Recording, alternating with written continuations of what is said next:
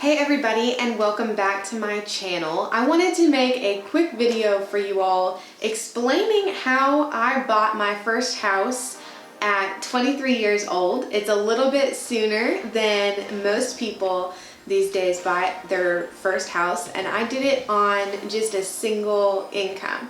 So I kind of wanted to explain to you how I went about that and let you all know that this may be something that is possible for you all as well. So the main reason why I was driven towards buying my first house is because before I did, I was renting. I spent 3 years renting apartments towards the end of college and then when I got right out of college.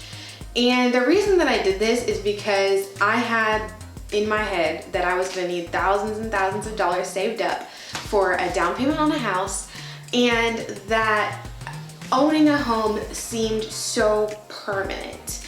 I didn't know if I was gonna be locked into a mortgage for like 30 years, and who as a millennial wants to tie themselves down like that? So that is what originally led me to renting. I always thought that renting was the best for me, and for a while it was. Now, after a few years, rent just kept going up. I was living in a 1-bedroom apartment and rent was right around $1,200, $1,250, excluding utilities, internet, all of that stuff. Now, that was taking up a huge amount of my income that I was getting from my full-time job post-college. And I started to look at other options at that point, whether it was finding a cheaper, less luxury apartment somewhere, or whether it was seeing whether I could buy a house. So when I did that, I got connected with a realtor and a loan officer, and I learned so much about the home buying process that I had no idea about before, that I actually ended up quitting my full-time job and becoming a real estate agent so that I could help other people, discover that this was possible for themselves as well. So there's 4 main things that I thought were going to be hurdles for buying my first house at such a young age that I wanted to talk about with you today. The first misconception that I feel like a lot of young people have is with down payment. When I was in college, right when I exited college, I thought I had to have at least a 20% down payment for a house. And depending on what kind of house you may be considering, that's a lot of change to be saving up. I didn't have a savings account until after college. So that first year post-college, I was saving tons of money for this down payment. Now, the great news is, during this process and now as a real estate agent, I have learned that you do not need a gigantic down payment to buy a house. Really, all you need is 3.5% of your purchase price. Now, I live in Arkansas, so things can get almost more advantageous for first-time home buyers, where you can qualify for a rural development loan. This doesn't necessarily mean that you're living out in the country. Don't think anything like that. It just means that you're living in a less populated area, not a giant city. And with those loans, you can actually qualify for 0% down. You do not need any savings at all to get these loans. So that is amazing. And these are things that I was just blown away to figure out when I was purchasing my first home at such a young age. The second thing that I didn't know about is loan eligibility. Now, when you're young and you want to buy a house, this can get kind of tricky. Typically, when you're applying for a loan, you need 2 to 4 years of employment history. Now, there is a super cool loophole in this eligibility for young people who are recent graduates.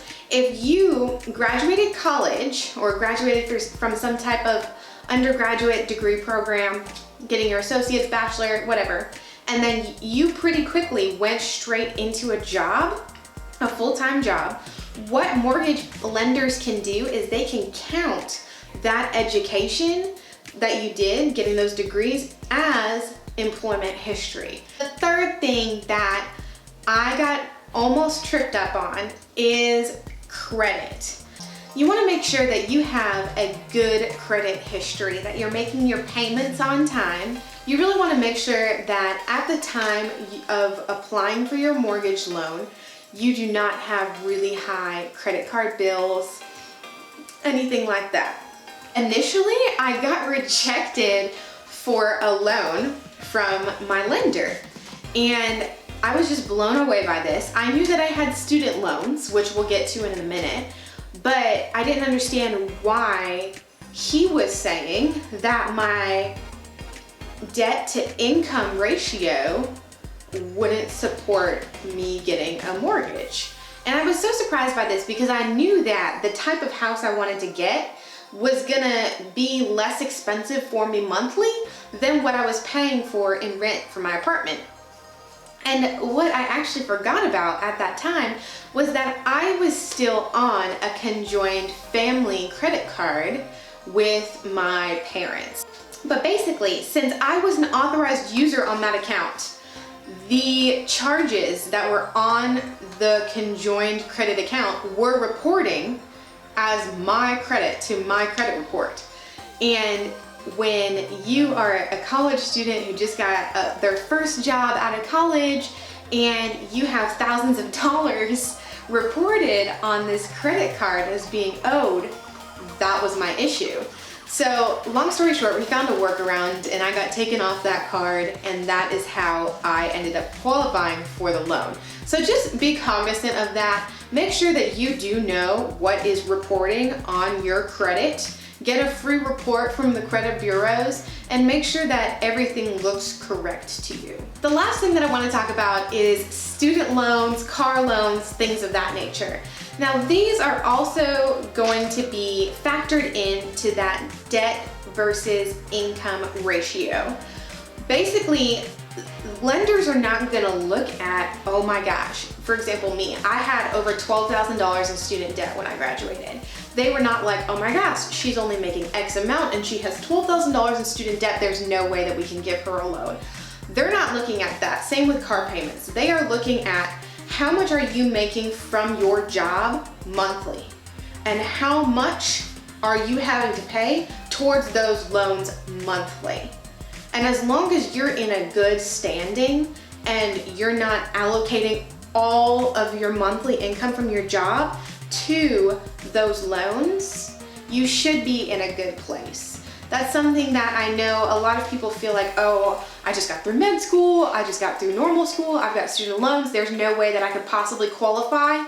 As long as you're in good standing and your loan amount that you're paying monthly or your car payment monthly is not astronomical compared to what you're actually making, you should be good to go. I hope that this helps you all and that it answers any questions that you might have had when it comes to buying a home at a young age. If you do have any other questions, I check the comments frequently, so I would love to help answer those for you. I know things can kind of differ state to state, so if you're not in Arkansas, I can connect you with an agent or a lender in wherever you might be. So just ask those questions and I look forward to answering them before the next video.